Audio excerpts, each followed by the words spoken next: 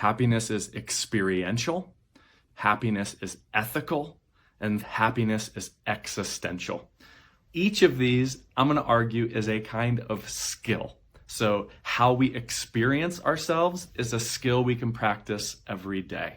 How we become who we're becoming is a skill we can practice every day. And how we make sense and how we experience and relate to the existential domain of our existence, which is that we will die and that we are free and we are making decisions big and large all the time. Those are the three dimensions of happiness. All right, let's look. The top 5 books of happiness. Number 1 is Martin Seligman's Flourish, a visionary new understanding of happiness and well-being. Positive psychology here is looking at the upper reaches of human experience. What happens when what goes right in psychology? Seligman gives us this PERMA acronym. The P as positive emotions, the E as engagement, the R as relationships, the M as meaning, and the A as accomplishments. And those track really well onto the 3 dimensions of happiness. I want to say this was like 2001. 2011. So it's actually 2011. Okay, secondly, this is another fun and I think funny book. This is Daniel Gilbert. I think he's at Harvard. Yeah, Harvard professor of psychology. This really highlights the optical illusion of happiness. Just like an optical illusion where we think we see something, but we actually don't. It's just a trick of our perception. That's also what happens when we go after happiness. It's not just that it's a mirage. It's that we have a terrible sense of what's actually going to make us happy. And so he disabuses us of the idea that happiness is something we're going to get out there and supports this idea that one of our greatest powers as a species is our proception, our ability to see into the future and imagine all these different scenarios. That's also one of the biggest challenges of our species, is that we can see into the future and imagine all these different scenarios, right?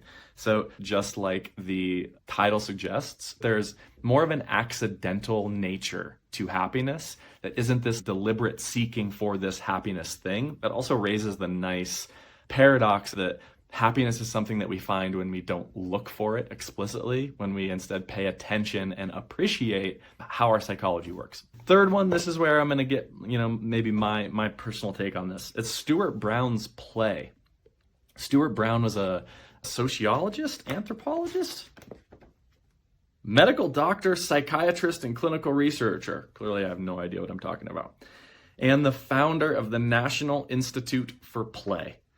What's interesting about Mr. Stuart Brown, medical doctor, is that he took the play personalities of a ton of different people. And he identified these 8 different personality types of how different people play. I'm going to suggest that the experience and the ethical domain and the existential domain are tied up with play, of doing things for their own sake, of finding a game to play that we want to play and that we want to keep on playing, of reframing and structuring our experience for it to be more playful, of engaging with others and ourselves in a more primal, playful way that connects to what's different about you and what's different about me. There's a kind of pluralism that touches on all the dimensions of happiness. That's a good one. Okay, next, wouldn't be complete if we didn't check in with some Buddhist wisdom. It's the sense that we can practice being happier by eliminating or at least reducing the arising of the violence that we do to ourselves when we're not kind and compassionate and joyful. Sylvia Boorstein's like a nice grandma here. So it's like reading wisdom from a grandmother about her path of just being a little less neurotic, which is a nice goal. Okay. Lastly, the 5th book on happiness, this time from Scott Barry Kaufman, Transcend: The New Science of Self-Actualization. A presentation of Abraham Maslow, another picture of what it looks like to flourish as a human being from contemporary psychology. Scott Barry Kaufman highlights what Maslow didn't get a chance to publish in his lifetime, but where he was at the end of his lifetime was thinking about our capacities for transcendence. So if you imagine that hierarchy of rhetorical, I'm sorry, not the hierarchy of rhetorical concerns. Come on, man. What am I talking about?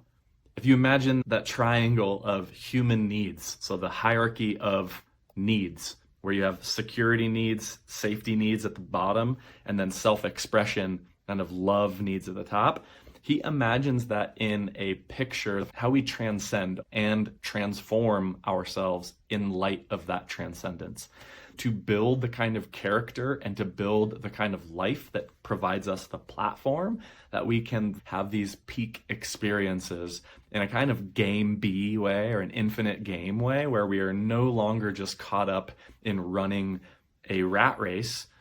Although nothing against rats, actually pretty smart creatures. I don't know if we could call anyway, that's a side note we don't want to go on.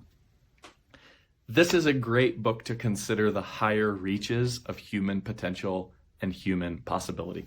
So there you have it, the 5 books that I would suggest to practice happiness as a skill. There's one other thing that I would say is that happiness is a team sport. It's really nice to remember the basic humanity of getting together and listening and sharing and loving kindness and sympathetic joy, practicing these qualities of our experience, make it easier to be happy. If there's any of these books that spoke to you, let me know. And if I missed a book, there's a lot of books I did not include here.